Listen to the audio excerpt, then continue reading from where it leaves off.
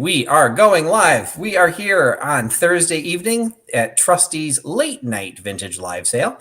Thanks everyone for joining us. Thank you, Katie, for once again joining me, being my voice from above, voice from the ether, voice of keeping me on track. You are welcome. And welcome to everyone in the chat who is accommodating this new late night time. I will admit, I don't like it. I do not like this late night time. It just throws my schedule with what I need to do with the rest of the day. But I appreciate, hopefully, people are still aware that Nancy from This Overstuffed House and I pretty much switched spots so I could do some community theater. Unfortunately, my community theater has been postponed. So I'm just maintaining this spot until whenever I do the show. Right now, I'm supposed to go back in rehearsals in February and do the show in March. So it'll be running longer than I thought. We'll see if we change things. But, there's some new people that sometimes are joining in. So I appreciate that people can join us. And also some old friends that also return all the time. So welcome back, Michelle from Emancipation 300. We got Peterson in the house. And of course, Nate will be joining us. He will be the moderator of First to Claim down in New Zealand. So make sure that be nice to Nate because he will be the final decision maker on who gets what. Sam, Stud of the Stash, had joined us. Now, Sam has cost me a lot of money lately. He is from the Dining at Sea Instagram page, and he did a deep dive with me on vintage menus, and I suddenly went into a frenzy of buying a bunch of menus that became available. So I've been posting those to Instagram, and I always joke, I send it to Sam, I say, your fault. And he takes that absolutely willingly. He's a great guy and helping me learn a little bit more about the menus that I'm picking up. Well, I just sent him some photos of tins, record needle tins that have ships on them. And I don't know if I'm starting a collection for or not, but I'm like, these are amazing. Sam has to see them. Yeah, we're just little pushers. We're gonna be his supplier of all the different things that he can build into his collection. So got to make sure it's in, it's indestructible from Louis. So we got to figure out what's indestructible from Basil. So yes, exactly. So we got Halem has joined us in the chat, and Chad coming in from Maryland, Tim coming in from Canada, Releve Vintage is joining us again. Thanks so much. Beth coming in from Texas, another Chicagoan, and we're actually today, right now, according to my computer, it's 34 degrees. We are not bad. We've had we've had some really cold weather. I think today we probably hit maybe the 40s, almost 50s. I've walked around without my coat zipped up. So like, oh, it's warm. So hopefully, Jeannie, you're enjoying the mild Chicago winter as well. Val joining us. 50 degrees here, and in Florida, like that is amazing. And everyone's walking around outside, like, yes, cool weather. Yep, Sam found the ship emoji, so he is set and content. Now, see, they have a ship emoji, but they don't have a vinyl emoji. This has to change. They don't. Oh, that's actually surprising. I would have thought they'd have a record or something. It would just look like a black circle, but the CD's boring. Okay. Well, we got Snowflakes and Snowmen for Edward in California from Peterson in Minnesota. Melody also coming in with Halem from Pennsylvania. Irene. And let's see, Kelly Williams is joining us from Colorado. So she's not going to complain about the cold. She's used to it. And let's see who else. Jan joining us. And Angela, another Chicagoan coming in. I actually saw Angela today. Did a little shopping together at one of my favorite thrift stores. So she got some good stuff. So make sure you're watching her channel. She might do a little unboxing video. And then I think some of it will go into her live sales. So once she starts those up again. Carrie coming in from Texas. Cheryl, another Canadian coming into the house. Let's see. I always feel bad if I miss somebody. Lucinda, I don't think I said hi to Lucinda. Tammy Renee Walker, another Floridian coming in. All right. I probably missed some people, and I apologize if I did. But thank you, everyone, for joining, particularly the names that I'm used to seeing that have adjusted to this later night. I do think I get a few more West Coasters than I used to get. But it does intrigue me when the East Coasters are staying up, basically later to see what ends up happening. So hope that means you're all having fun. We are here to have fun because what am I not selling, Katie? The Mona Lisa. I am not selling the Mona Lisa. We're all just here to have fun. If you are new to my channel or haven't purchased here before, just keep in mind we do not do auctions. We do not do offer ups. We're just here to have fun and fast. So I will show you an item. I will tell you the price. The price that I tell you is the price you will pay. And then I will give you an item number. You need to put that item number in the chat, not the comments. So if you are not seeing all these little comments that I've been showing, you're in the wrong place. Make sure you get into the chat. And Nate in New Zealand will be watching to see who the first person to claim in the chat will be. And that is a person who will receive the item. Prices do not include shipping. So if you have never ordered from me before, please make sure you send an email to the address on the screen with your shipping address. I will send you an invoice, which adds the shipping cost. Once you pay the invoice, I ship your items. Very simple. So thank you so much for joining in tonight. And I'm starting out because I still can. The box is getting a little bit thinner, but I can still start my evening auctions with mystery boxes. Yay. With the Mint in Box Peterson Special maxi pads. So they changed up a little bit for 2022 because I've also introduced another type of mystery box. So these are now going to be $25. They're going to be a little bit more valuable. There'll be a few higher end items that are being put in there, but they will still be I will do my best to custom pack them based on how far they will ship. Shipping costs have gone up. If you have not seen that, originally they were supposed to be temporary for the holiday season, and now of course they're permanent. So they just made another change on Monday, which triggered some. A couple things went down, but most things went up. So I'll do my best to keep shipping cost reasonable and not make it too heavy. But as I do some of the higher ticketed items, in some cases they're larger items, so they're going to weigh what they weigh. But I will do my best. So the boxes are $25. This was the one item that I have as an exception. Because these are so popular, I do not tell you the number. I make you guess. So for those people who like offer ups or like auctions because they feel they're more fair for the internet speed, I still find them boring, so I don't do them. So instead, what we're just going to end up doing, you have just as much chance as everyone else because you got to guess. And you got to guess the number. So I will tell you the range. The number for this be the first two people that type in the correct number that falls between 50 and 60. You will get one of the two mystery boxes that I am doing this evening for $25. So the number will fall between 50 and 60. Nate does know what the number is, so does Katie. So we will watch the numbers try and come through on the chat. I always love when people that already have the mystery boxes bid on them again because that means they like them. So I see the first couple names that are coming in are people that have received mystery boxes from me already. And I already forgot what the number Patrick has great mystery boxes. He really puts in some great stuff. And the maxi pads are awesome. I have them in a little contractor's case Patrick sent me, and it's just fun. And I have seen the number twice, yeah. At least actually more than once, twice now. So we need to get Nate to weigh in who are the first two that we saw. And you guys are doing a good job guessing. I love seeing those numbers fly through the chat. And Nate has spoken. So the mega mystery box goes to Kate at Releve Vintage and My Flea Market Treasures. All right, because the number was 59. So congratulations to Kate and to Jerry. So thank you. And Jerry has received many of these. So I'm hoping she's really liking them. So I will try and got to keep some variety going in so that they don't become repetitive for the people that keep winning them. So congratulations to, and I can't remember, Kate, if you've actually, I don't think you've won one before. So hopefully you'll enjoy your first one. And as I mentioned, I am doing something different starting in 2022. I am doing mini mystery packs. And these are going to work a little bit differently. What these are they basically will fit into a small padded mailer. Some of them are already been pre-created. And what these will be is they're going to be $15, but the $15 includes shipping.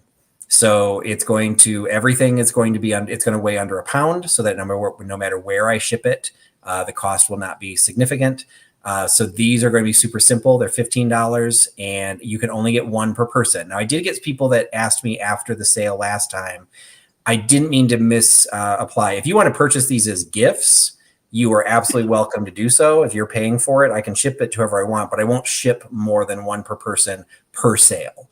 Because again, in some cases, the way I'm filling them, there would be duplicates and stuff like that. So if you want to buy more than one because they're gifts, that's fine.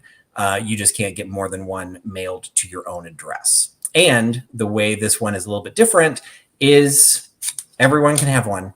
So if you want one, it's number 23. So $15, it includes shipping.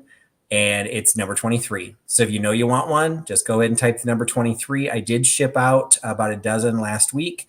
I don't know how many people. Okay, so Releves, let's see. Oh no, she's going to get a maxi pad. Yeah, she'll definitely get a maxi pad. I don't know if anyone has received their package yet. I think, Angela got one, so I don't know if she can comment on what she got into it. And I got permission, or got requested permission from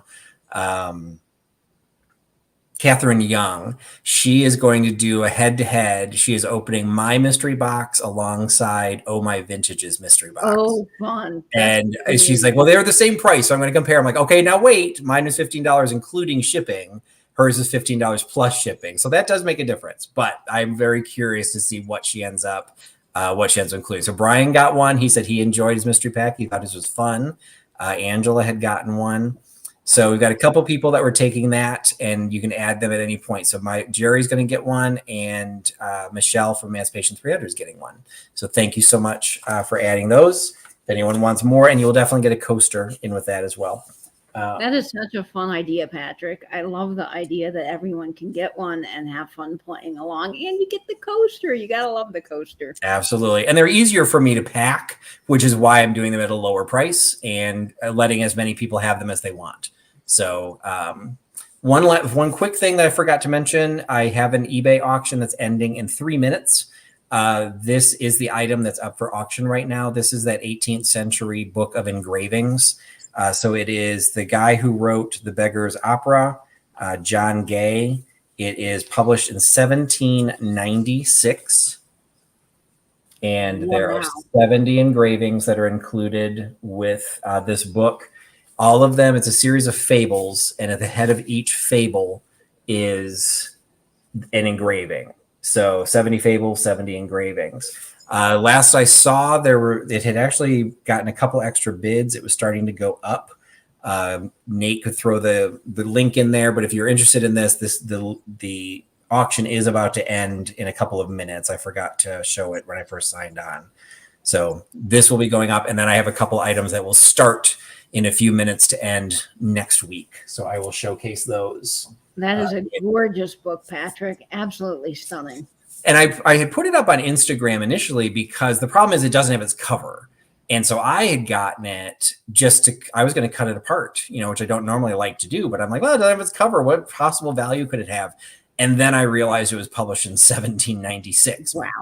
Oh, so I looked online, and even ones in poor condition were selling for pretty decent money. So I actually put it out on Instagram I did a poll saying, hey, what do you think I should do? And most people felt, yeah, and I could probably even make more money if I did cut it up and mount the individual engravings. But they're like, well, why don't you try and sell it outright? And if it sells, hey, you can keep it intact. If it doesn't sell, then you did your best. So I put it up on eBay, and it's going to sell. I think the last I checked, it was at $41.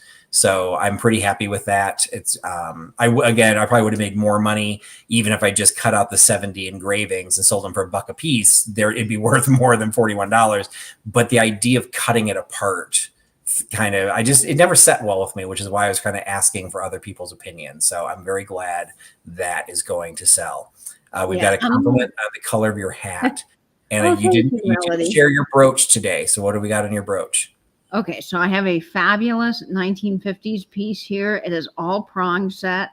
It has the wonderful rivets on the back. It is just a stunner. And I like the light blue stones with my Fala shirt. I got to have a fun shirt because Patrick has the most amazing, wild, crazy fun shirt. So this is my Fala shirt.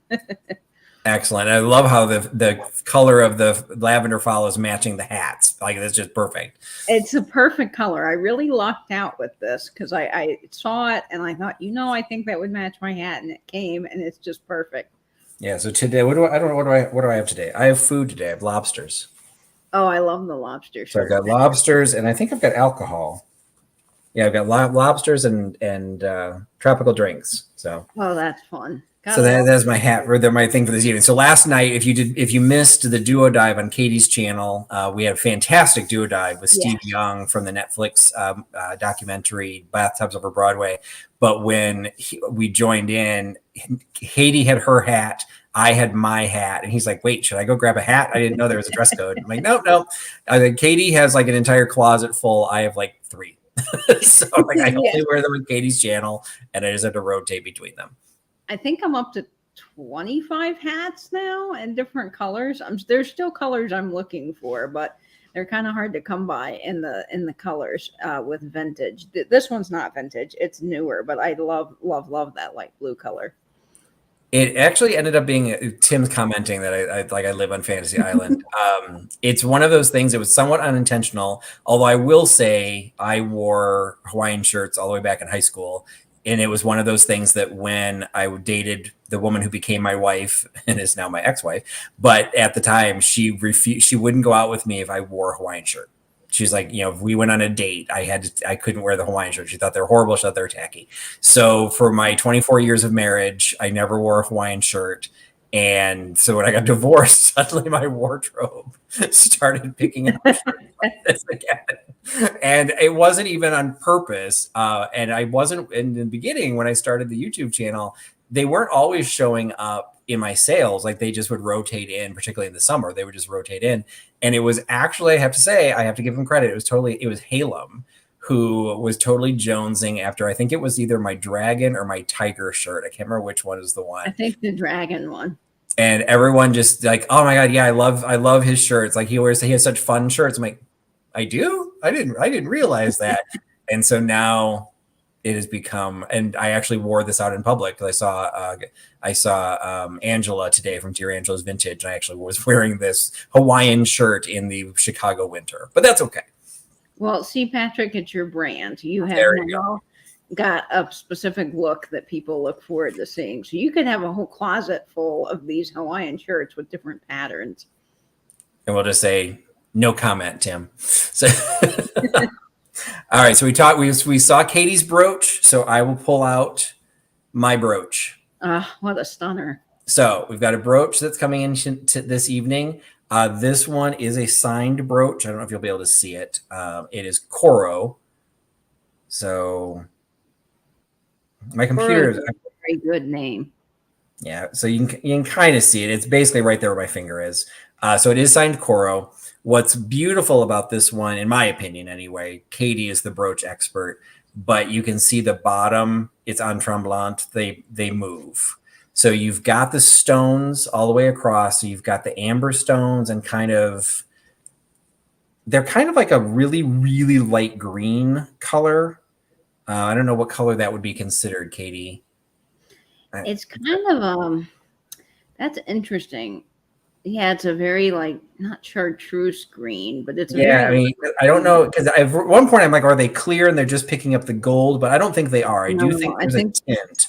There's a tint to them, and there's the two that are up here, the small ones next to the amber, and then you've got the what are the longer types of stones set? Those are marquise. Those are the marquise, yeah. So you have the rounds and then the marquise, and that is just a stunner brooch. And there's just some great detail to this. It's I remember I did an antique show one time years ago, and they talked. I don't know if necessarily Coro did this because this is not solid gold, but when she talked about the concept as jewelry designers, different eras, as metal would get more expensive, you design with air. And so that's just one of the things that I always think of when I see brooches like what Katie's wearing or a brooch like this. It's designed with air. It's open. And so, when you put it up against your clothing, you suddenly see a color that comes through it. It actually adds to the look. So I just find this one absolutely beautiful. I did put a brooch in my eBay auction that just went live. I didn't want to put two brooches to go into the auction. So this one I decided to do right here. So I'm selling this one outright. Coro pin for $15. So you've got the gold tone Coro pin with the amber and the citrine. I think that was the color I was trying to come up with. Yes. The amber and the citrine stones, $15 by giving me $45. $15, $45 for the Coro brooch. And Coro has a great history because it was founded by Emanuel Cohen and Carl Rosenberger in 1902, but it wasn't until 1943 that Coro actually got its official name, Coro. It was actually something different to begin with, but they made really nice costume jewelry. So you know when you have a Coro piece, it's a good, well-made brooch. Excellent. Well, I'll go ahead and show the other brooch that is currently live now on eBay. This one just went live. This is my Usner brooch. And Katie helped me with this one when we first got it. And a couple people, we did this in a live chat, was determined that these are most likely milk glass leaves. There was a question whether they were porcelain, which is when I bought it. I thought they were porcelain, and that's why I liked it. But Usner didn't really do porcelain pieces like that. They'd be glass. So there's no translucence to them, and they do not glow. I did put these under a black light, but it is an absolutely gorgeous piece. This leaf shape made out of leaves. Again, open design, designed with air. It's got the Usner mark there on the top, right where on that stem, in absolutely perfect and beautiful condition. So that just went live. Compared to what? I would say it's probably, it's heavier than the Coro one. So there is some weight to it, but I would say it's still probably only like 5 or 6 ounces. I mean, it's not heavy. It's not going to pull down your shirt, I bet. No, I don't think so. And it does have the safety clasp. And I don't know, when was the Usner name? That was a name I was not familiar with. And for the longest time, I thought it said listener because I was trying to read. There is a listener. Oh, okay. I do believe that this ended up being Usner once I got it under the 30 loop. But when was Usner a name? When did they? There is an Usner name too. And if I remember correctly, don't quote me on this, folks. But I do believe it was 1940s through the 60s, I believe. Okay. Is the date for them. But they made some really nice high quality pieces. And you can just see the details to the leaves. I mean, that texture is something that you don't find every day in brooches, and that's really, really nice. And they've got the solid. Now, is that still considered puddling, or because it's just each leaf has a solid underground? Yeah, I wouldn't necessarily consider that puddling because they're not connected. Yeah, they're not connected, but it is really well made. I mean, you can just see that finish on the back. When you have brooches that have like a metal that's sort of either pot metal or it's not well done, it kind of gets gunky. You can see like little pinpricks and so forth in the metal. This is smooth, which is really, this is really very highly polished. And the question did come up in the chat. This is currently on my eBay. So this is not for sale tonight. It just went live. It will end during my live sale next week. So this just went live. It'll end at 1:15 next week. So that went live. It has some great organic movement to it. And then the other thing that went live, I shared this on one of my live chats. It is a Gloucester Police Court report from 1887 where Miss Bertie Parker was arrested for drunkenness. So it is a female court record that once you read all the text, it actually outlines Bertie Parker went to prison.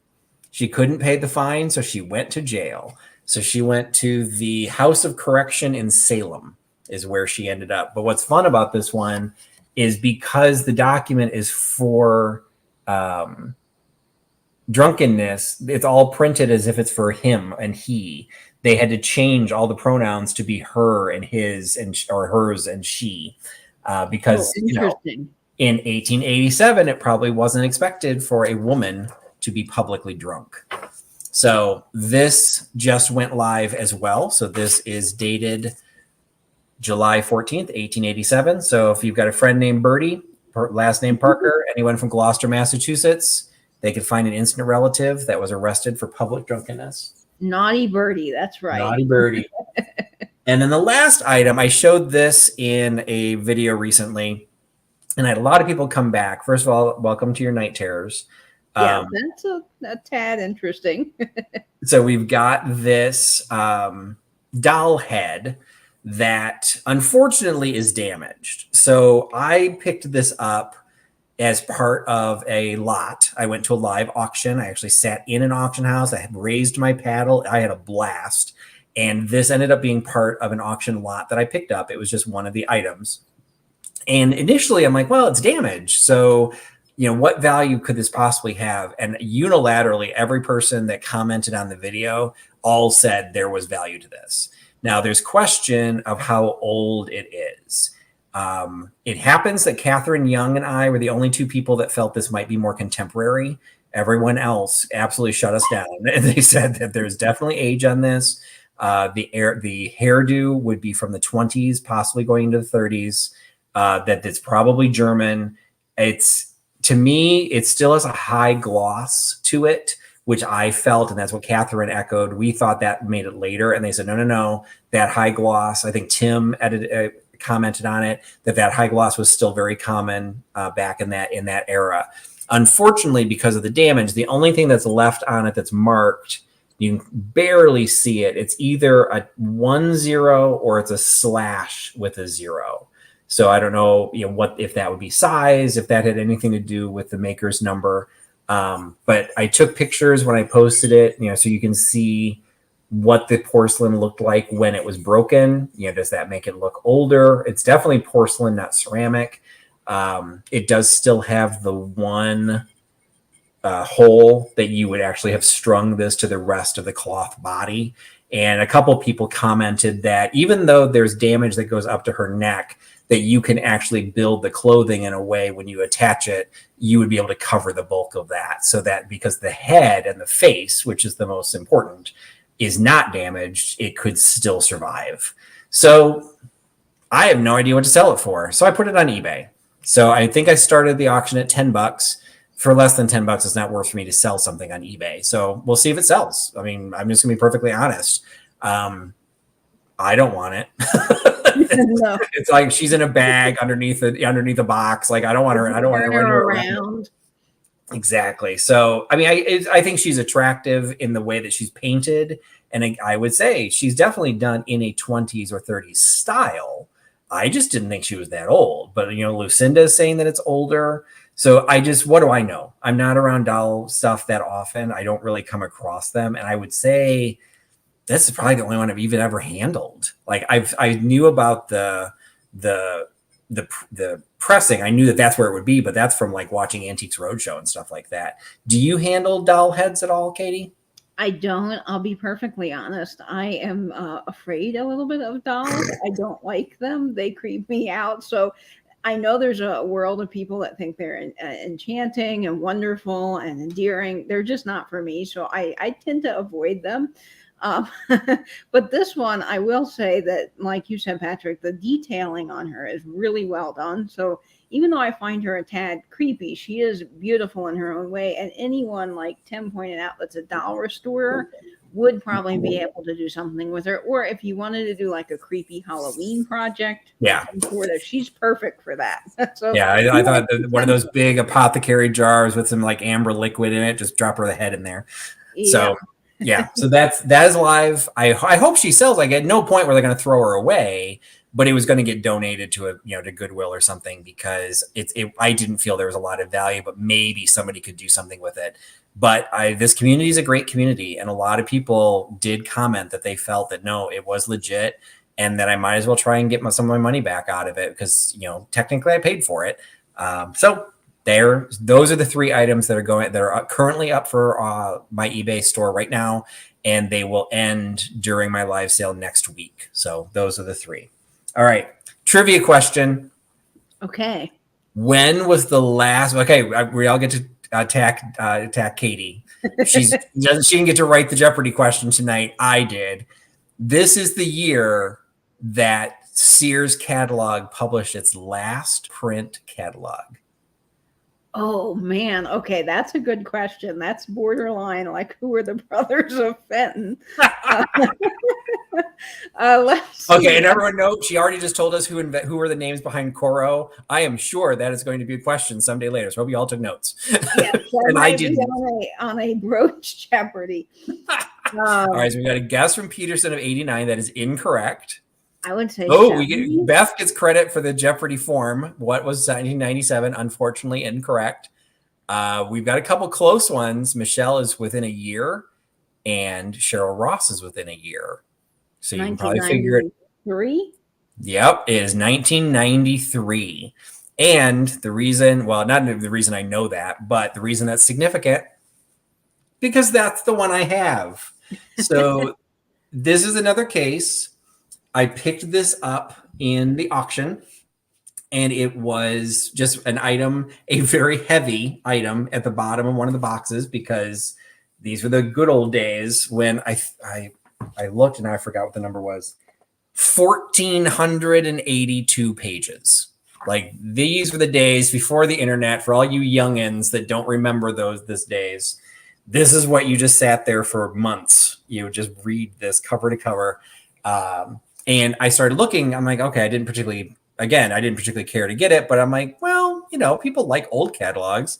I hesitate to call this old since it's within my lifetime, but so I looked, and all of a sudden I'm like, wait, there are a lot of these and they're actually selling for decent prices. Why? And I started looking at the descriptions, and it turned out this is the last one they printed. So whatever the estate that this auction house cleared out, somebody had gotten it, and they kept it purposely because it was the last one. There were no other catalogs in the collection. It was just this one. So this is the one I've got. It's the 90s. So it is what it is. Like, let's all remember, what did your daughter's bedroom look like in 1993? You've got the French provincial 4-poster bed. Look at all the ruffles. So let's see let's jump to, we got brass in the bathroom. With the ruffled dust skirt. Everything's matchy. All the oak book, the chairs. The office chairs. Well, it looks like even like they try to do the IKEA thing, got the cubicle. So this is going to be one of these cases. If you purchase this, it's going to have to go media mail, because this is probably 2 pounds by itself. So it would be most cost effective to send this media mail. So I'll do whatever I can to keep your costs down. If you buy anything else, I may have to split into 2 shipments, or it just depends on what else you buy. But so this is what I'm offering. It is the Sears 1993 is the last issue that they printed. And I just kind of looked at, they were actually, in many cases, there were many sales comps over the last couple of months, and they were ranging anywhere from like $8 to $15 what they're going for. I just want to get rid of it. So it's $5. So if you would like the final Sears catalog ever printed, $5. And oh my God, I didn't show you the back cover. Oh, check boy. Out. Everything matches. The drapes, the table, all of the shams, everything. And it's $50, which in 1993, that seems expensive. So anyway, $5 for the Sears catalog by giving me number 12. $5, number 12 for the Sears catalog. Oh my gosh. Yes, I had bed sheets very similar to that. They were flowered. Now, see, I'm not much into pink, but my mom wanted me to be into pink. So she painted the whole room pink. She had the matching dust ruffle and bedspread with all of the flowery shams. And then she even decoupaged these bright pink and green flowers on my door, and she painted them in like watermelon stripes, and she thought she had created the most beautiful girl bedroom, but I just wasn't really into that. But it was a nice try. Sometimes looking back into history is very sad, because you do start thinking like, well, what should you have liked, or what did people like? And yeah, pink would have been definitely something that mothers would have tried to push down their daughter's throat. So thank you, Melody, for picking up the massive Sears catalog. And I did get the note from earlier. I did get the note earlier that For Sandy's Lilac was picking up the Coro Brooch. So thank you, Sandy, for picking that up. All right. Fun piece of kitsch I don't have very often, but I've got this little piece. Several of these items did come from the auction. I just didn't showcase them in the video. It kind of violates my rule against carrying anything with damage, but he was so damn cute that I needed to save him. It is an actual piggy bank. So we've got this great little, I think he's chalkware, just based on how some of his paint has chipped and just the way he feels. I think he's like plaster or chalkware of some sort. He's been loved. He's had a little bit of a rough life, but I'm thinking he's also got some age. Like I would put him into the 40s, if not earlier. What do you think, Katie?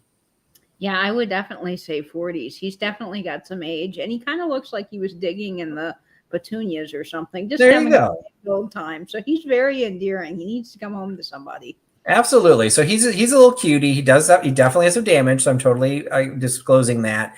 And one long time ago, somebody put felt on his bottom. So they never intended to use him as a bank.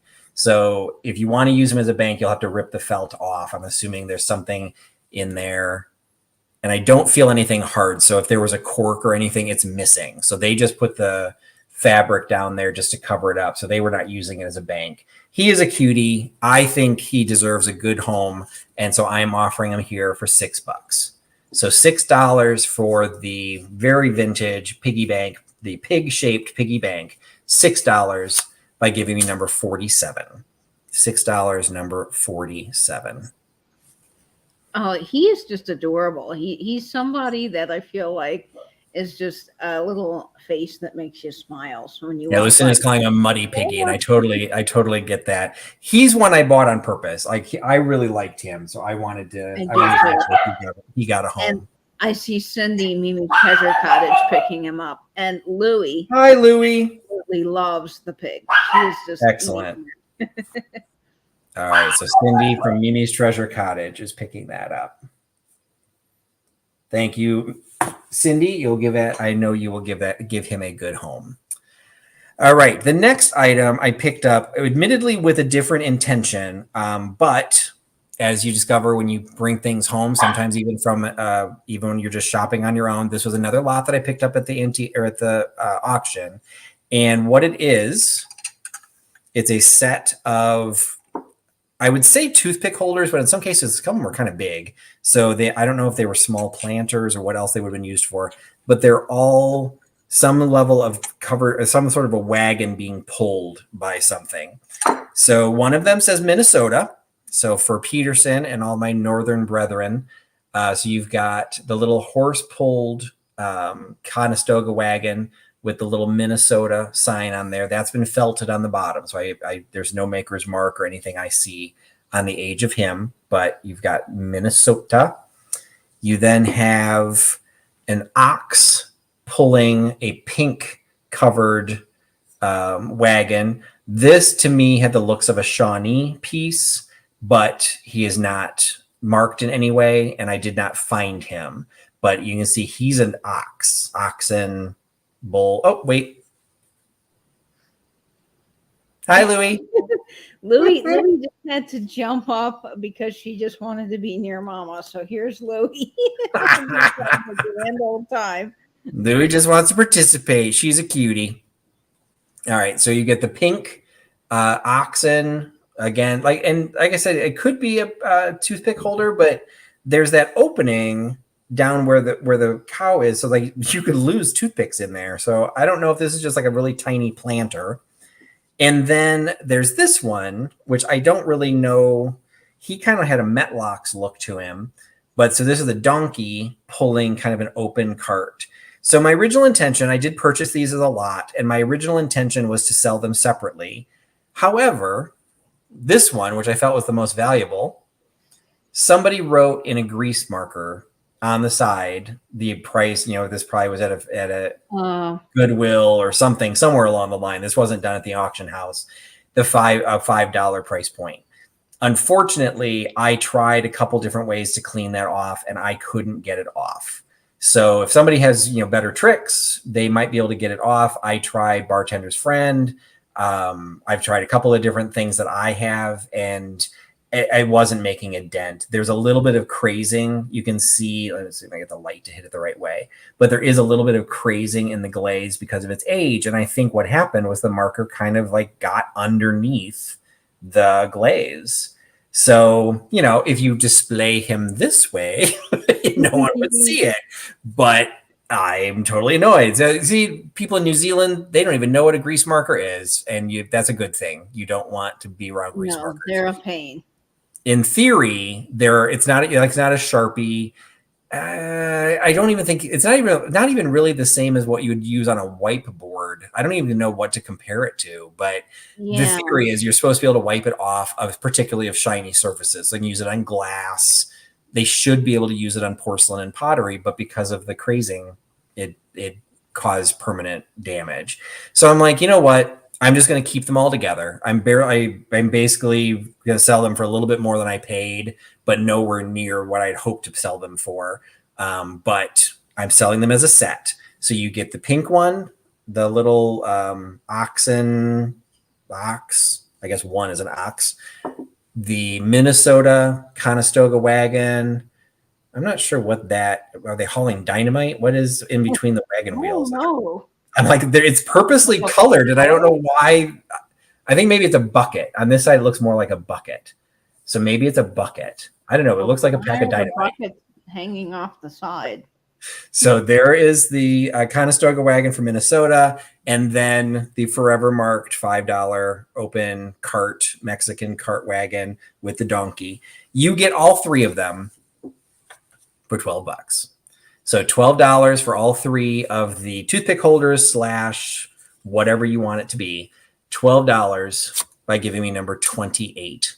$12.28 for the set of wagon and carts.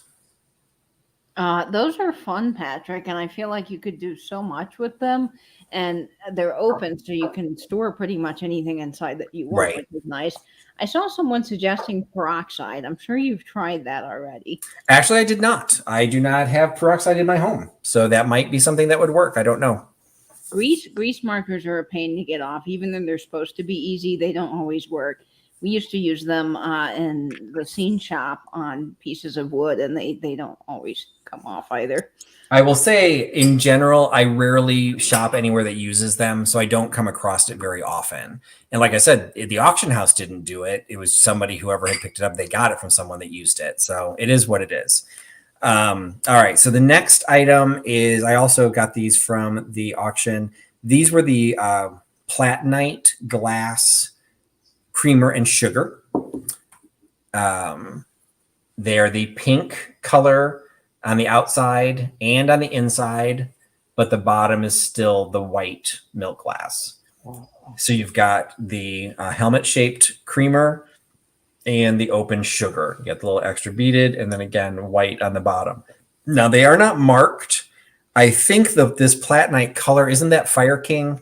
Aren't they the ones that did that, Katie? I believe Fire King did. Yes, that's yeah. correct. So I believe, and this seems like Fire King, but there might have been other companies that did it. So yes, we've got more pink tonight. I don't know why, Melody, but we've got more pink going on. So it is the very kitschy pink milk glass. Probably, I don't know, what would you say, 60s would this color have been popular? I'd say late 50s, early 60s, probably. So recreate your own grandmother's kitchen or mother's kitchen. You've got the pink creamer and sugar. You get the pair for $8. So $8 for the pair of creamer and sugar, $8 by giving me number 77. $8.77 for the creamer and sugar.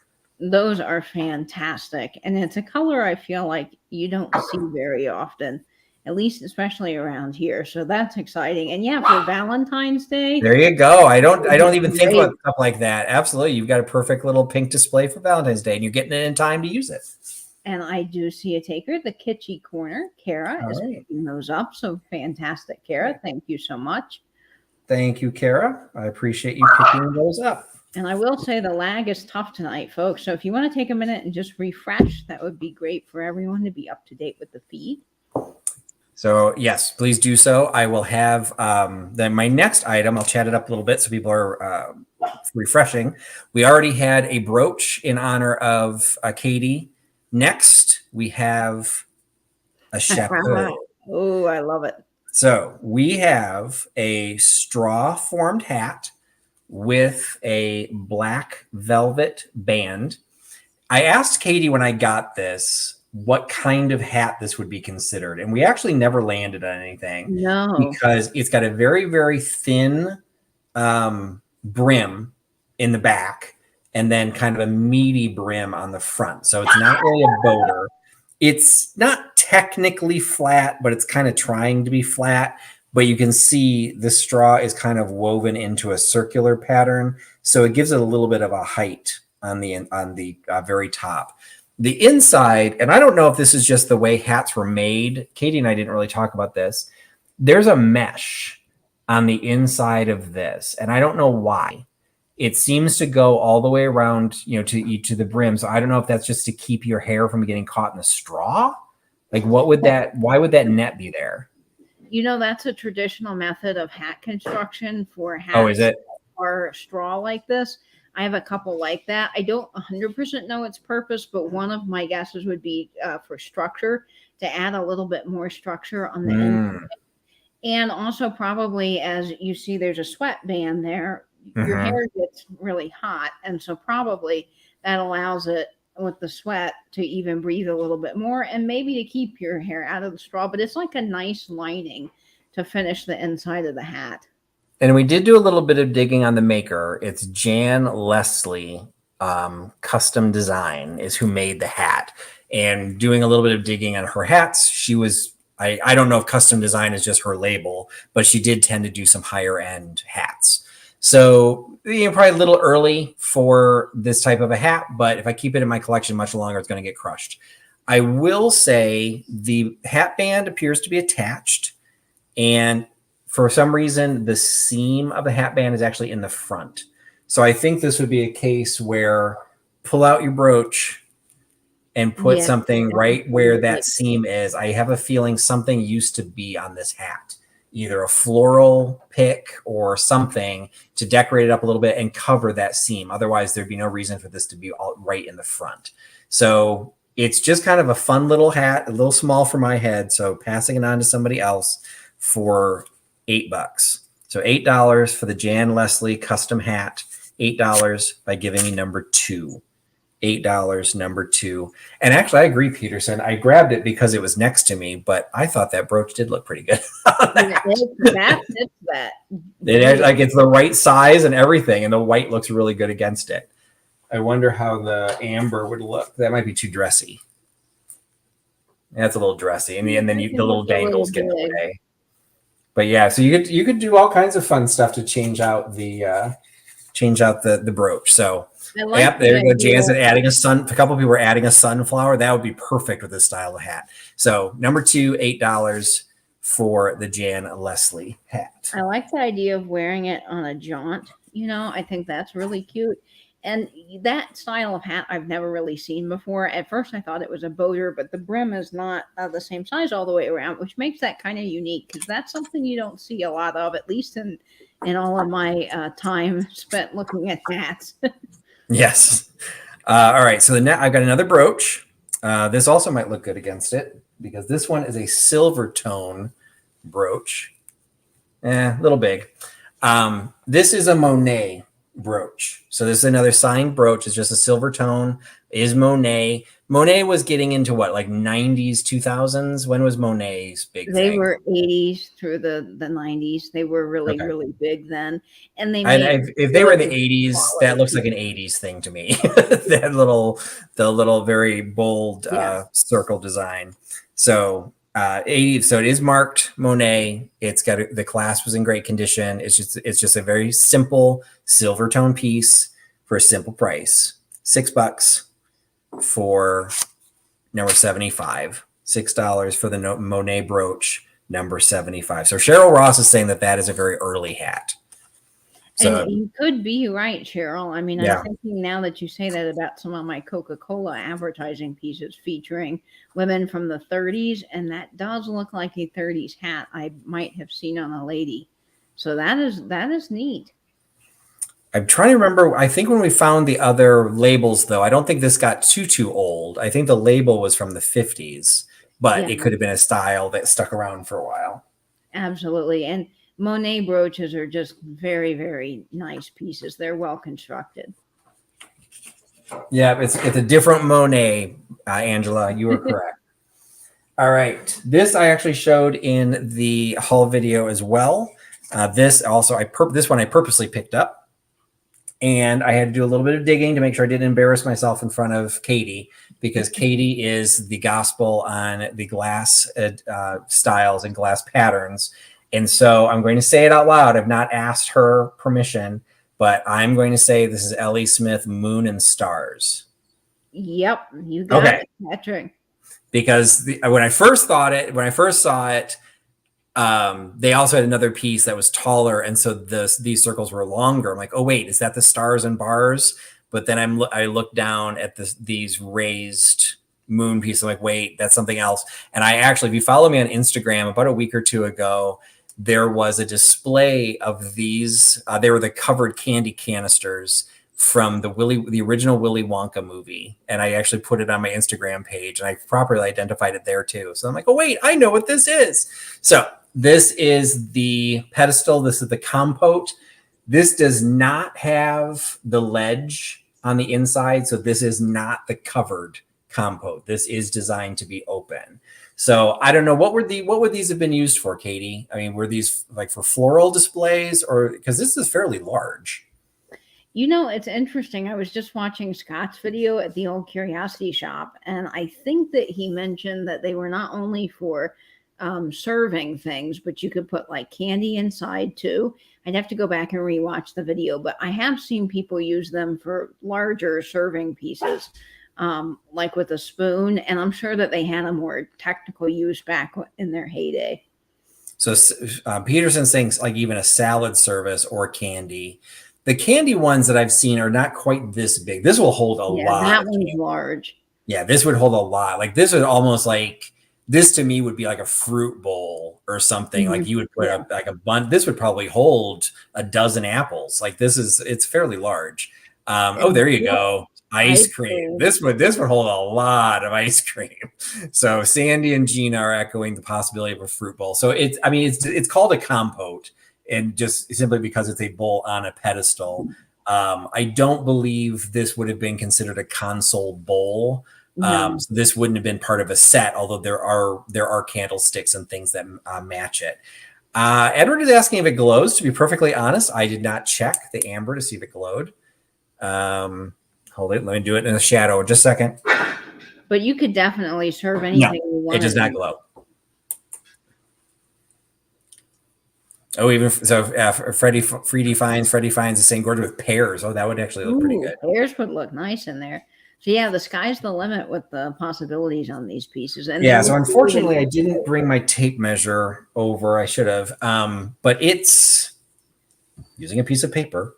It's about 8 inches across at the top. So I'm just giving you an idea of how big this is. This is not the small candy dish.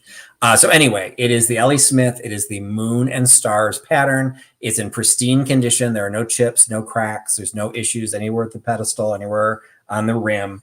Great piece, and if not particularly rare. So I had a lot of opportunity to look at what these were selling for, and went to the low end, and I'm offering it here for $20. So $20 for the 8-inch wide compote bowl. $20 by giving me number 5. $20, number 5. And I love the moon and star pattern. It's so pretty, and it just really blends in with everything. That's the wonderful thing about that pattern, is it's not too intricate, and it will really match anything you have, which is great. All right, we asked if there was a question about whether that glowed, and I had to say no. So I will pull to the item that does glow. Ooh. So I have a tulip form salt, master salt, or now it'd just be an individual salt. It has the petal form to it. It is not marked, so I do not know whose this is, but hopefully my lights aren't too bright, but hopefully I'll be able to see it. Ooh, look at that. That lights up so nicely. So you've got some really good glow going to it. See if I can get just a little bit more shadow. So it does glow very, very nicely. Apologize, my lights are a little bit bright, but you can kind of see the difference that's going. So it is in perfect condition. All the points are still there, and each of the leaves has been seamed. So it's a molded piece that's just done in a way that makes it look like the mold is on purpose. So it was very nicely formed. It is not marked. So it is simply a uranium glass salt dip, and you get that for $7. $7 for the uranium glass salt dip by giving me number 76. 76, $7 for the uranium glass. Now, would you consider that a lotus flower or a tulip? I was voting. You're right. I said tulip, but you're right with that petal shape. It maybe it's more of a lotus shape. It is gorgeous either way. I just think that is a stunning piece. And I couldn't find it I couldn't find it with Google Lens. I couldn't find anything to cross-reference it to. So I never found the pattern, but when I searched, I didn't think to search for lotus. So I'll have to keep that in mind next time. And thank you so much, Edward, for picking that up. You're going to love that piece. All right, Edward, thank you so much. He was the one that asked if the other piece glowed. So you must have a glowing collection, Edward. So I'm glad that you will be adding that to your collection. Next piece is an item that I considered keeping for myself, but I would never want to use the entire set. And the fact that it came as a set, I didn't want to split it up. So I do have a small collection of these vintage tea tins. This is the Wagner's Tea Tempter collection. And it actually still has the original case that it was sold in. So I didn't want to split it up.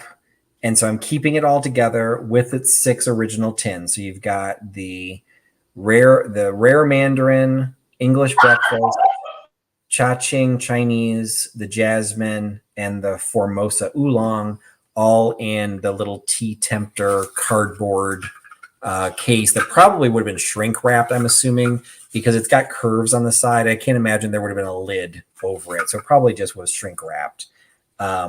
I've never seen it with the box. I've seen the tins fairly regularly, and the tins are usually selling for a couple bucks a piece. But the fact that I still have the case with it, I felt added something that I didn't want to split apart. So I am selling all 5 tins with the case for $8. So $8 for the tea tins with the box, $8 by giving me number 15. $8.15 for the set of empty tea tins. And you're right. It's neat when you find something in the original box, especially if it's cardboard, because that cardboard typically gets thrown away. So I always find that amazing that somebody kept that, and it is a great piece. And I see several people claiming it, and Angela's going to pick that up. So congrats, Angela. All right. And Thank Lily you, Angela. Wants to be a part of the show, and she is rummaging through all of my wire spools over there again, knocking them all over. All right, my next item might, from my local viewers, might get me some boos, but I can't hear you, so I'm going to show it anyway. I'm in Chicago. I, by force, have to be a Chicago Bears fan, but to be perfectly honest, I couldn't care less about sports of any type. But I did have an opportunity a while ago. I picked up an entire lot of Green Bay Packer items at an estate sale. And I finally started going through them, researching them, and figuring them out. And right now I have a couple of items on my eBay store that are up for, one is up for auction. The others are just up for sale because one of the items ended up being an autographed photo of Bart Starr that others have been selling for over $100. So I was quite surprised at how much some of this stuff sold for. So sorry, all the Bears fans, but we get Packer items. And this one is the Green Bay Packers' first day of issue. And the reason I'm including it here is because this is actually relatively common. They sell fairly regularly for $10. There's several of them already listed, and they sell like one a week. I have no interest in trying to compete against all the ones that are already listed. So I'm selling it here for half the price. So this is a Green Bay Packers. It says first day of issue 1960s. I actually don't know why it says that. It's just, I guess it was the dynasty of the century during the 60s, because you can see it's postmarked 1999. So this is a 1999 postage stamp from 33 cents that has the Green Bay Packers on it. It is a officially licensed commemorative envelope with the 1999 copyright on it. I'll send it to you in the little protective holder. It is, there's something in it. Oh, it's just a little something to make it rigid, just a little piece of cardboard, so it's easier to display. So you get the Green Bay Packers first day of issue for $5. So $5 for the Green Bay Packers by giving me number 1. And again, if you are a Packers fan, I do actually have some kind of cool stuff. I've got a Sports Illustrated issue. I've got a Green Bay Packers press guide, which is actually kind of cool. It actually has some history and stuff in it. But this one is the only one I'm selling tonight. It's the first day of issue for $5. That is a great bargain for anyone into sports and into Green Bay Packers stuff. And again, if you had like a little sports theme bar or something where you watch your football games, that would be great nearby. I don't know a lot about sports, but that is the best that I can do. I was lucky to know which sport it was. So, oh, look, I think that's football. All right. The next, going much more into my area. This one is actually, I'm going to little pop quiz. What is it? That's interesting. It's obviously some sort of a box. It is a box. But it's got the shape to it. I don't want to open it all the way because there's something in there that'll kind of give it away. But you see there's like a little hollow piece to it. You've got the silk in the top, and Nate has it. It is a collar box. Actually, a bunch of people came out with it. Collar box. Catherine knew it was a collar box. Brian knew it was a collar box. It is, and this one actually comes with a necktie. Now the necktie is much newer than the box. So the style of boxes, I found this one a little bit interesting.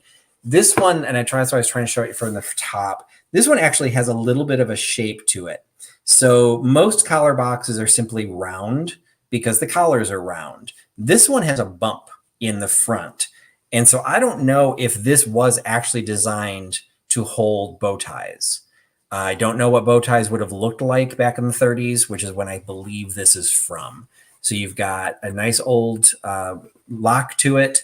Now this one has an open well to it. Sometimes there's a closed well in the middle, and that's what you would use to hold your cufflinks and shirt studs and things like this. You could still do that with this one. It's just a lot taller and there's no cover on it. So it's a really pretty, it's showing up a little bit brighter on camera because of the light. It's a little bit more of a darker fuchsia color on the inside. And the silk is in absolutely pristine condition. It's a little dirty, but there's no tears. There's no wear to it. And even the outside, I don't know exactly what kind of material this is. It's not real leather, but it's kind of embossed to look like leather. It's just a really cool piece. So I was going to put it up online. There are other collar boxes already available. So this one was a little bit distinct. So I decided to just go ahead and include it here. So I will include the box and I will include the necktie. I have no idea how old the necktie is. I do think there's some age to it because of the elastic is pretty, has some pretty decent age. And I also found it interesting. It's the type that actually shows when you have the tab collar, it has the little metal clips to keep the collar down so that so that the tie stays properly above the collar. So you get this, what is basically turned into an off-white collar. I will include that with the box. The box again is in great condition, a functional lock. Once upon a time, it had a paper label on the bottom, which again probably echoes it to around the 30s, maybe a little bit earlier, but there's no remnants to say what it says. At this point, it's just a functional box. Most people are not going to have collars that they need to store in it. A couple of people said cameras with that middle section that may be a little bit harder for the camera, but you could do jewelry. You could do this if you like some of your necklaces, those big collar necklaces, you'd be able to drape those around that center so they didn't get tangled. It's just a nice, deep, beautiful box with some great age to it. I considered keeping it myself, but I am not because I'm not a hoarder. So passing it on, and I'm only selling it for only $18. So $18 for the collar box, $18 by giving me number 16. $18, number 16. Golly, that is really cool, Patrick. And I do believe that bow tie has some age. Just Yeah. the different metal components on it make it a little bit older. But I think that's a stunner of a box. And I knew several people would be wanting that piece. And I'm going to wait for Nate. Yes, Catherine got it. So congrats, Catherine. That's up your alley for sure. Excellent. And as I mentioned before, I don't think Catherine had been on yet. She'll be posting a video coming up that is going to put my mystery box head to head against Kim's mystery box. So I have no idea how I'm going to do. So I'm nervous. So watch Catherine's channel, and she will be honest. She will share what she thinks. And for anyone who wants their own mystery box, just remember anybody can have one. Number 23 for $15. Anybody can have a mystery box. My new mini mystery packs. $15 is the item, including shipping. So hopefully Catherine likes what she got. All right. Now, oh, wait. Head to head. What is it? Head to head mystery. Yes. Catherine's channel on Saturday. All right. I didn't know when the date was going to be. Yeah, so Saturday. I think she's running it as a premiere, but I don't know what time. Fun. Well, probably like 6 o'clock in the morning, so I won't see it. All right. The next item, I had some milk glass earlier. I actually had a couple pieces of milk glass. I had the milk glass brooch. I had the milk glass creamer and sugar. And now I've got the milk glass teacups. Ooh, so these fun. are part of the Anchor Hocking service snack set.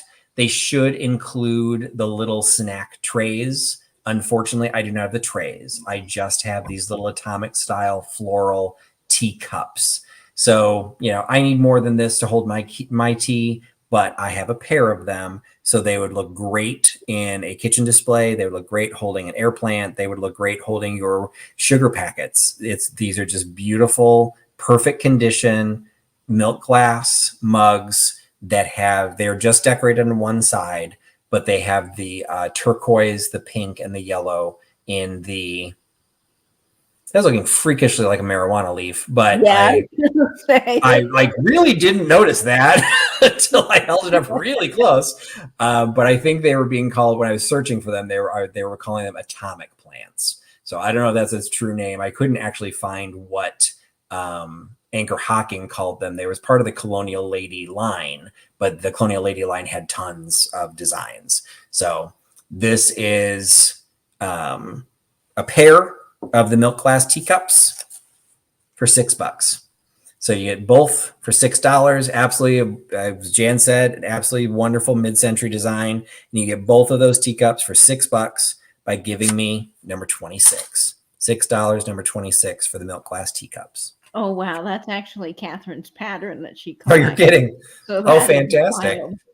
So tell me what it's called, Catherine, because I literally couldn't find it. The only thing I found was atomic floral, but I think that was just like the description. I don't think that was the actual name.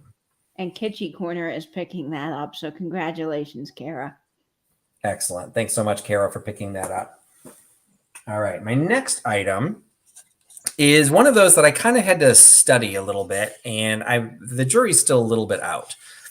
What it is what I will say is a hand-painted tray or a hand-painted bowl. If you feel across where the paint is, you can feel the texture. You can feel it was brushed on. And in the 80s, my mother did toll painting, and that's kind of what it looked like, particularly the orangish flowers where those petals are. That was like a style of painting. But this was put on something. Toll painting was meant to replicate a much older style of painting. And I have a feeling this bowl is trying to replicate something older than the 80s, because it looks like it's hand hewn, but it's too evenly done. I do not believe this is hand hewn, because then you get down to here where it has real wear. The wear of the individual carving does not match the wear down at the bottom. So I think that it still has some age, but I do not believe this is getting into the 19th century of what this is trying to replicate. It's just a cool looking bowl that would go great in a floral design. It's got a black interior. If you've got a primitive, like I could probably embed it into my collection. The pink throws me, but you know, there's got some pretty blues, the periwinkle, some salmon color going around it. It's just kind of a cool bowl. I just don't know enough about its age or really anything about it. It's not signed. There's no maker's mark. And there is more wear to the bottom. So again, I do believe there's age. I just couldn't tell you exactly how old this is going to be. So I'm just selling it as a decorative item for what it is. And I'm selling it for $8.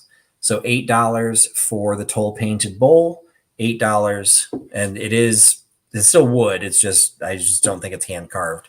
$8 for number 72. $8, number 72 for the painted bowl. I definitely think that's got some age, Patrick, but I agree with you. I don't think that would have been done with an axe because it's just too perfect. Yeah. There's just no way. And the top, it's like I just think it was done by machine to make it look older, which there's nothing wrong with that as long as then you know that's what you're getting. I'm not selling this as something that's super, super old. But it would be great if you had a little plate stand, the little kind with that hinge out. You could put that in it, or actually put your keys by the door, your wallet. It's a great little catch-all bowl too. And in related to items, and this is my last item, in related to the items of things that I don't believe are as old as they're trying to be, I actually have a Cloisonne box. So at some point, Nate will return with he will be doing a deep dive or a triptych on Cloisonne. And I'm going to offer this here. And I just realized as I'm doing it that one of the pieces of wood is missing. So I'm going to lower the price on this. But what this is a Cloisonne plaque on the top, and then Cloisonne plaques all the way around. And what this was sold to be is just like what Katie does with her ink, with her wax seals. This was for a Asian style chop mark that little tin holds the ink, and there should have been a little square or rectangular stone carving that would have provided those chop marks at the top. So one for beauty, one for serenity. And you can see right on there, the date was put on there for 1991. So this is not a super, super old box, but it is a cool box all the same. The lid is on by two very small hinges. They're a little bit loose, so I echo that. And then the inside, how do I do this? I'm dropping out the tin. So hold on, let me take the tin out. That's always a challenge. Yes, like there's too many pieces. So the tin is kind of cool all by itself. Oh, it's I like that tin. There's a little red tin with a little gold foo dog on it. This actually still has the ink, stamping ink that you would use. So that fits into the case. But then what you can see is at some point they must have been using the chop block with the ink on the bottom. So the ink got onto the yellow silk. So even though the chop is gone, it's been stained. So you could probably pry that out. I think it's glued in, but you can feel there's a foam insert to it. So the fact that there's more damage to the box than I realized, I'm going to lower the price. So it was originally going to be $10. It's now going to be $5. So you get the box. The Cloisonne is in pretty good shape. It probably needs to be cleaned up a little bit. But Nate will be able to give us all a much better explanation of what exactly Cloisonne enameling is. He also has a new term that I don't know, something that sound a word that he made up. I'm not too sure about champleve. Champleve. I'm I was going to try and make some sounds because I couldn't remember. I know it's not plique jour. I know what plique jour is. I know it's not that. But it is still a cool piece. It's still kind of an old looking box. It is not particularly old, again, from the 90s. But it's just kind of a cool piece, and you could just, once you pry and clean out the inside, use it as another jewelry casket. I mean, it's just kind of a cool piece, and it's not $10, it's now $5 for number 63. So $5, number 63. I'm going to make that note now for the Cloisonne box. And there is so much potential with that. I love boxes, especially as a collector, because you can shove more cool things inside and enjoy it. Oh, and I see Dear Angela's Vintage picking that up. So awesome, All right. Angela.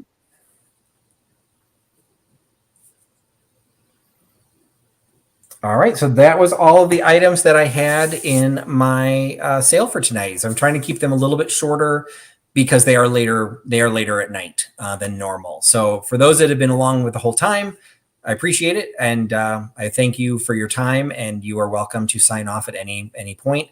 Before we do that, go and give you a little bit of update of what we've got coming up. Katie, what do you have coming up on your channel? So I'm really excited this week. I'm actually participating in a Bring Back the Glass collaboration.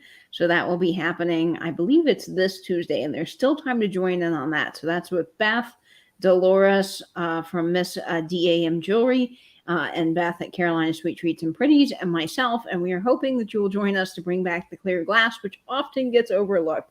So the collaborative videos will come out, I believe it's Tuesday, at 7 p.m. So make sure you look for that across all of our channels. And if you want to film a video and join in on that, you are welcome to as well.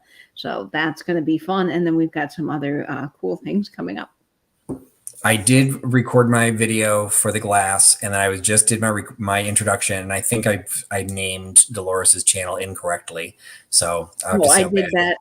I'll just see how badly I slaughtered it if I have to go record it again, or if I could just type in the intro. And I meant to comment to you because you actually have been using two different hashtags, and you have one hashtag in your video and a different hashtag in the description. So what is the hashtag we're supposed to be on the lookout for? It's Bring Back the Clear Glass in 2022. So it's Bring Back the Clear Glass in 2022? Yep. Damn it. Okay, so I'm going to have to fix that too. At one point, there's one has the and one doesn't, and then one had the word collab, and so I'm like, I don't know what I'm supposed to use. It is collab. I'm telling you, folks, when you do those collaborations, the hashtags get really confusing, especially if they're long. And this one was longer, which it's Bring Back the Clear Glass in 2022 collab. Yes, that's it. Okay. I got it. I have a feel I probably won't redo my intro. I'll probably just type the right one underneath it and then put it in my description. So because we've got a few days to do it, but I've got some other videos I need to get done too. I just found a whole slew of videos I filmed and I never put out. So not a slew of them, but I did a shop with me video, but I never did the closing for it. So I was just, I need to do the closing, and then I forgot. So I don't know what I'm going to do with those videos. So I've got some other stuff to put out. So yes, so definitely participate in that. And then prior to that, on Sunday, we will be having the next Tales from the Triptych. I will be hosting that. So we'll be back here on this channel. And Nate and Katie will be joining me as the rest of the triptych while I tell the tale of the Tucker Torpedo. So Tucker automobiles were manufactured for 1 year in 1948, and they only made 50 of them. And there was a fascinating movie that was made starring Jeff Bridges, and the collectability aspect of that, because it's such a very tight window of time and a very specific subject matter, I find very interesting. I do not have a Tucker collection. I can't afford to have a Tucker collection, but I do find it fascinating. And a friend of mine, I think it's his father or his uncle, was associated with the Tucker corporation. So when you watch the movie, there's actually somebody who portrays his uncle in the movie, that his name's on the wall and everything. So it's just one of those like flights of fame. But that'll be the Sunday, this Sunday, the 14th, 15th, 16th. Yes. I have no idea. Is that right? Yes, the 16th, Sunday the 16th at 8 p.m. Eastern. That'll be on my channel. So it'll be on the Tucker Torpedo. So watch for that. For those of you who came in late, I will cover some of the things that did not sell. One is just a reminder, I am doing mini mystery packs. So at any point you want to do one, anybody can have one. It's number 23. The mini packs are $15. That includes the shipping. And you can only get one to your address, but you can purchase for others if you're so inclined. Just give me the addresses. But $15 postage included. You get a mini mystery pack. From what I don't believe the Amber Compote sold. So this was number 5 for $20. That is still available. The hat. That is a wonderful piece. The hat is still available. So that was number 2 for $8 is the hat. And that's nice for summer coming up because you can wear that without it getting too hot. It's not a felt hat or a wool hat. So the straw hats are nice. The set of donkeys did not sell. So those were $12 for number 28. That was for the set of 3. And the bowl did not sell. So that was number 72, $8. So those are the items that did not sell. So for if anyone wants to see it any closer, I kind of rushed through those. If you want to see anything, let me know or contact me after the sale. I can send you additional pictures. But for that, we are complete. And thank you so much for everyone for joining me and hanging out. Thanks so much to Katie and also to Nate for joining me. I always appreciate when they find time to help support my channel and help keep me on task. We didn't do quite as fast as we did last week, but still pretty reasonable. We're only an hour and 20, so it's not too bad. And I do appreciate the help. And I will be doing these late night slots for at least for a while, probably at least through February. At this point, my show has been postponed to the second week in March. So we shall see if that continues to happen. Every time I turn around, it seems like something else is being canceled or postponed. So, stay in if you can. If you go out, please wear a mask.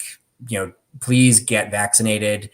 Don't give me crap if you don't want to be vaccinated. But, if just at this point, we need to do this be socially equitable, that if you're going to want to be as part of society, you need to participate as if you're part of society. So if you're asked to wear a mask, just wear a mask. Don't give anyone any garbage about it. And don't be mean to any places that are trying to enforce the rule. That's the most horrifying thing I'm seeing at this point. People are entitled to their own opinions, but you are not entitled to be rude to someone who's just trying to do their job.